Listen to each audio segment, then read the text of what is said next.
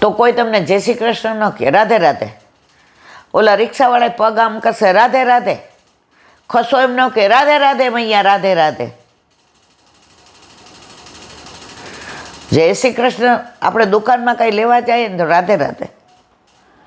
આપણે કહીએ ભૈયા જય શ્રી કૃષ્ણ, રાધે રાધે, બેઠ જા. કોઈ ઠાકોરજીનું નામ જ ન લે. તમારો ઠાકોર તો અમારા સામનેજીનો ગુલામ છે. અમારા સામનેજી એના પર રાજ કરે છે, તો અમે તો એ રાજના ગુલામ છીએ. તો આજે રાધાષ્ટમી, આ બધી લીલાઓ, રસમય લીલાઓ, મીઠે રસ સે ભરોડી રાધા રાની લાગે, મહારાની લાગે, મને પ્યારો પ્યારો યમુનાજી કો પ્યાની લાગે. મીઠે રસ સે ભરોડી રાધા રાની લાગે, મહારાની લાગે, મને પ્યારો પ્યારો યમુનાજી કો પાની લાગે. રાધા રાની ગોરી ગોરી યમુના કારી કારી, જીભડિયાને ભાવે અબ તો રાધા રસ મલાઈ. તો રાધાષ્ટમીના દિવસે પ્રભુના પ્રાગટ્ય ઉત્સવમાં જે વસ્ત્ર, આભૂષણ, સામગ્રી, નંદ ઉત્સવ બધું એ જ રીતે થાય. પલના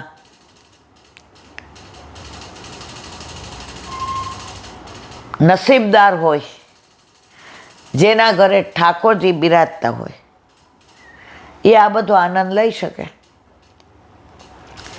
બાકી અડધો કલાક મંદિરમાં જઈને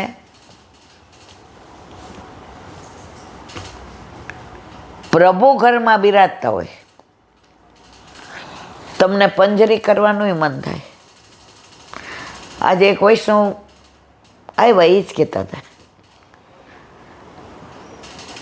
એ કહેલાબેન મારી તબિયત એવી સારી નથી, હું ખુરશી ઉપર બેસીને સેવા કરું છું. હવે પીછવાઈને બધું બદલાવવાનું હોય તો બહુ બદલાવી દે. વરસથી તો હું હાવ અપાહિત થઈ ગઈ છું કે, પણ પ્રભુને એ કહું કે મારા હાથ પવિત્ર કરાવજે. હવે તમારી જેમ મારે વાની તકલીફ, એટલે તમને તો હમણાં થયું, મારે તો વર્ષોથી હાથ ને બધું. હવે એ પીછવાય નહીં બદલાવીને બહુ ટાઈમમાં થઈ. હવે એમ થયું કે શું કરું. આજે કાંઈક તો મારા રાધાજીને સામગ્રી બનાવેલી જ હતી, પણ કાંઈક તો ગરમ. પછી એમ થયું હલાવાશે તો નહીં. પછી કીધું તારે જે કરાવ હોય કરાવ. દૂધ પાક, કઢી, ભાત, છૂટા મગ, ચોળીનું શાક, 5 જાતના ભાત. હવે રોટલી તો 5 વર્ષથી એ કે મારે હાથ પગ ઓલા, એટલે એ કે મારા મિસ્ટરે કીધું કે હું તને મદદ કરાવું. આજે રાધાષ્ટમી છે ને, રાધાજીને માં બહુ વાલી હોય, એ કરાવશે.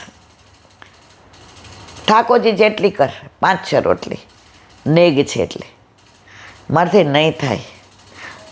એનો મતલબ એમ કે તું કરે છે, મને તો એમ કે બધું ઠાકોરજી કરે છે. અને એમ થયું વાત તો સાચી છે. એ કે પ્લેટફોર્મ ઉપર બેસી ગઈ અને ઠાકોરજી જેટલી 6 નેગની રોટલી કરી. મને એમ થાય કે મારાથી આમ વેલણ ન થાય. વેલણ અડાડું ને બેન ત્યાં રોટલી થઈ જતી હતી. હજી કે મારા હાથ રૂચે છે. ઠાકોરજી હાથમાં હોય ને તો આ છોકરાઓ એમ કે મમ્મી ધ્યાન રાખજો. અને રોટલી ઠાકોરજીને લાયક થઈ. થાળ સાઈજો. હવે કે મારાથી તો ઉચકાતું નથી. મારા મિસ્ટરે થાળ પધરાવ્યો, જારીજી ભર્યા, તુલસીજી પધરાવ્યા, અને બપોરે બધા પ્રસાદ લેવા બેઠા. એટલે દીકરો જમવા આવ્યો ઘરે પ્રસાદ લેવા. મમ્મી ટાઈમમાં છે તો રોટલી. કોઈ આવ્યું હતું? કોઈ વૈષ્ણવ ત્યાંથી? મમ્મી એ કે મારા આંખમાંથી ધડ આંસુ જાય. ના ભાઈ, આજે મારા હાથે ઠાકોરજીએ 5 વર્ષે રોટલી આરોગી. મમ્મી તે રોટલી કરી? ખરેખર તે કરી મમ્મી, મહેનત કરી બેટા. આ તારા પપ્પાએ મને કીધું તું કરવાની હો તો નહીં થાય. ઠાકોરજીને આરોગવી હશે થશે. તો આ હાથ તારો બહુ ટાઈમમાં હોય તો ઠાકોરજીને આપણે રોટલી પૂરી ભાખરી ધરતા જ નહોતા. આજે રાધાજી એવી કૃપા કરી.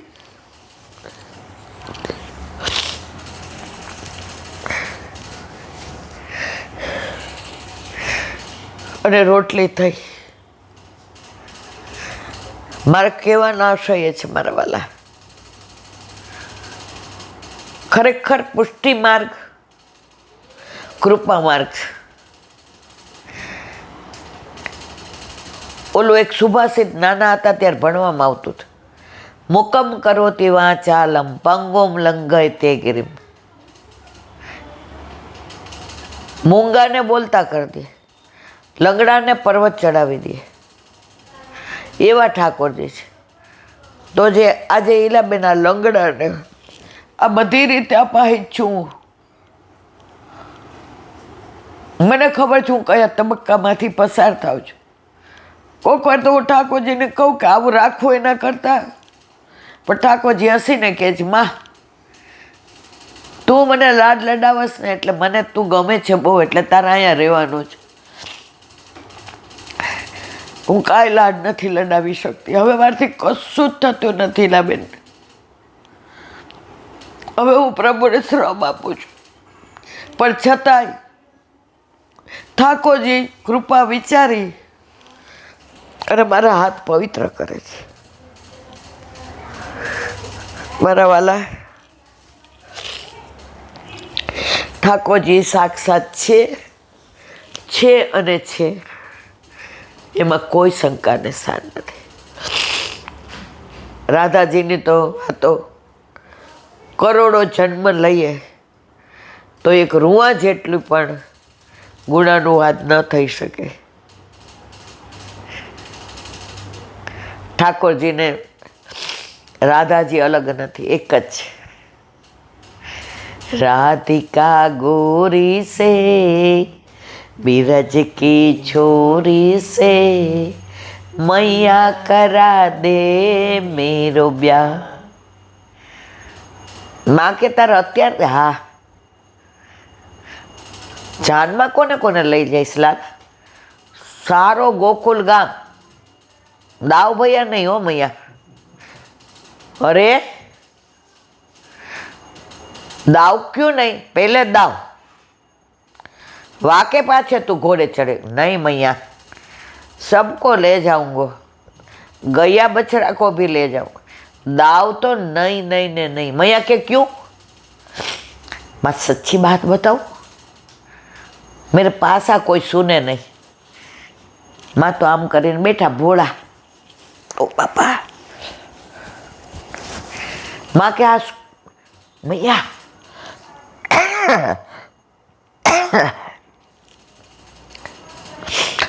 दाव गोरो, इट्टो गोरो, सारा दोन मोख चिड़ावे. नंद बाबा गोरा, यशोदाजी गोरा, रोहिणीजी गोरा, हूँ गोरो અને તું કાળો. સાંભળો, હવે માંડ મારું નક્કી થાય તો બધું નક્કી કરે અને ત્યાં જાય ને દાવ મોટો અને રૂપાળો જુએ અને એ વ્રજની છોરીના ગળામાં વરમાળા પહેરાવી દઈએ તો હું કુંવારો રહી જાઉં. એટલે દાવને તો નહીં જ લઈ જાઉં. ઠાકોરજીની અદ્ભુત લીલાઓ જે સમજે ને, શ્રી વલ્લભાદેવી રાધાજીનો ગુણાનુવાદ આપણા બસની વાત નથી. ઘણી વાર મને એમ થાય આ તો કહી દઉં, આ તો કહી દઉં, આ તો કહી દઉં, પણ સમયથી આપણે બધાએ બંધાયેલા છે. દયારામભાઈના ચંદ્રાવલા એટલે કે ભક્તિ પોષણ,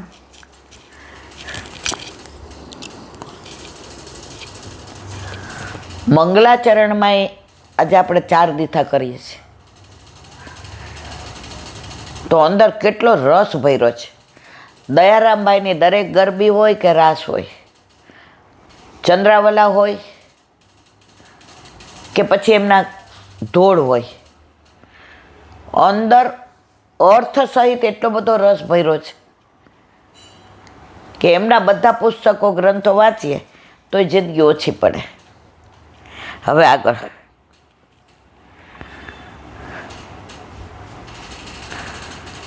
મંગલાચરણનો ચાલે. શ્રી હરિની અપ્રસન્નતા ગુરુ શ્રી વલ્લભ કૃપાથી દૂર થાય. ગુરુનું મહાત્મ્ય જણાવે છે. અત્યારે બધા વધુમાં વધુ દોષ ગુરુના અને વૈષ્ણવના. તો તમે ઠાકોરજીના દોષ કરો તો ગુરુ માફ કરાવે, પણ ગુરુ ના કરો ને ઠાકોરજી અપ્રસન્ન થાય. આજે આપણે વલ્લભ માટે ગમે એમ બોલીએ, ઠાકોરજી સહન થાય. આજે મારો સ્વભાવ ગમે એવો હોય, કોઈ મારા માટે કે તમને ગમે, તો દયારામભાઈ એ સમજાવે છે શ્રી હરિની અપ્રસન્નતા ગુરુ શ્રી વલ્લભની કૃપાથી દૂર થાય. પણ ગુરુ શ્રી વલ્લભ રૂઠે તો જીવનું કાંઈ ઠેકાણે જ ન પડે. માટે જેમ શ્રી ગુરુ શ્રી વલ્લભ પ્રસન્ન થાય તેમ કરવું. કારણ વલ્લભ ન હોત તો શ્રીજી બાવાનું કોણ આપણને પ્રાગટ્ય કરત, કોણ પાઠ બેસાડત, કોણ બ્રહ્મ સંબંધ આપત, કોણ ઠાકોરજી પુશ કરી દેત, કોણ વ્રજલીલાનો અનુભવ કરાવત, કોણ સેવા કેમ કરવી એ કહેત, કોણ ઘરે ઘરે ઠાકોરજી પધરાવી દેત, કોણ સુબોધિનીજી દ્વારા વલ્લભ આપણને ઠાકોરજી ઓળખાય હોય એમ ઓળખાવત. વલ્લભની ગીતા એટલે 16 ગ્રંથ. આ બધું કોણ સમજાવત મારા વાલા? આ બધું આપણા માટે શ્રમ લીધો છે, છતાંય ઘણાય તો ગુરુ દોષમાં તો ક્યારેય પડવું નહીં. અપરાધોથી બચવાનો સરળ ઉપાય એ છે કે પોતાના દોષોને જોતા રહેવું અને અન્યને નિર્દોષ ગણવા. અત્યારે પરિસ્થિતિ ઊંધી છે. આપણો વાંક હોય ને તો આપણે હામા ઉપર જ થોપી બેસાડીએ.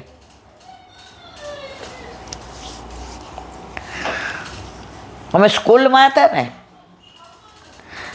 પછી અમારે ભારતી કરીને એક છોકરી હતી.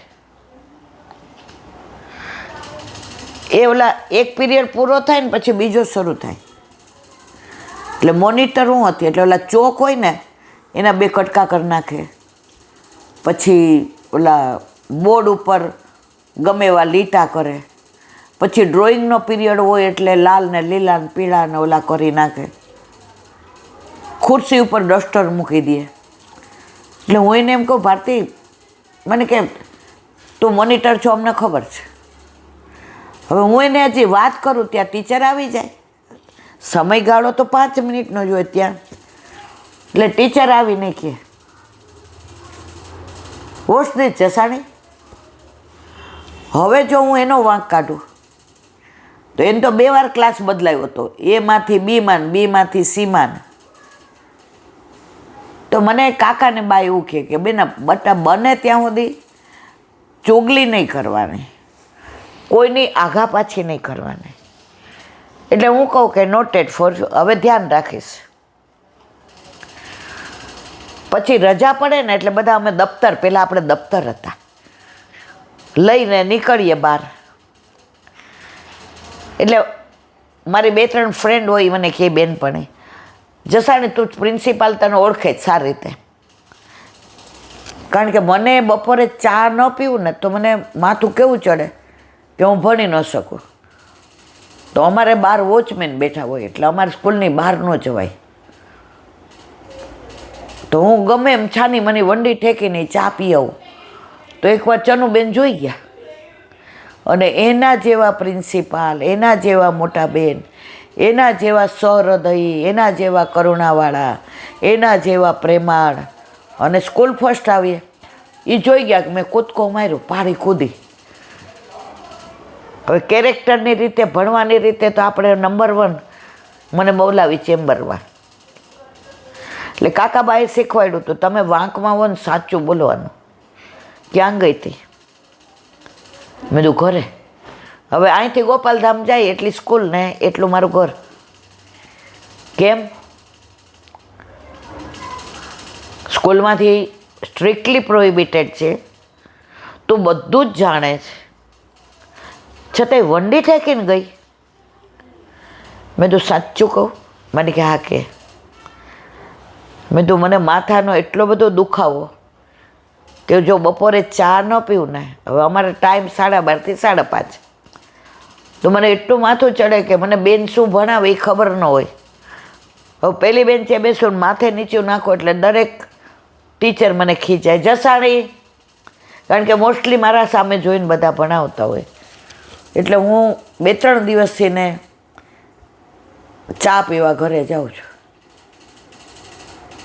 મારી સામે જોઈને કે આનો રસ્તો હું કાઢીશ, કાલથી તારે આવી રીતે નહીં જવાનું. મેં 2 વાગ્યાની રિસેસ પડી, સોગંદથી ચનુબેને પટાવાળાને બોલાવો મોકલો. બોલાયો. 2 કપ હતા ચાના એમના ટેબલ ઉપર, એક મારો ને એક એમનો. મને એટલું રડવું આવ્યું. મેં કીધું ના.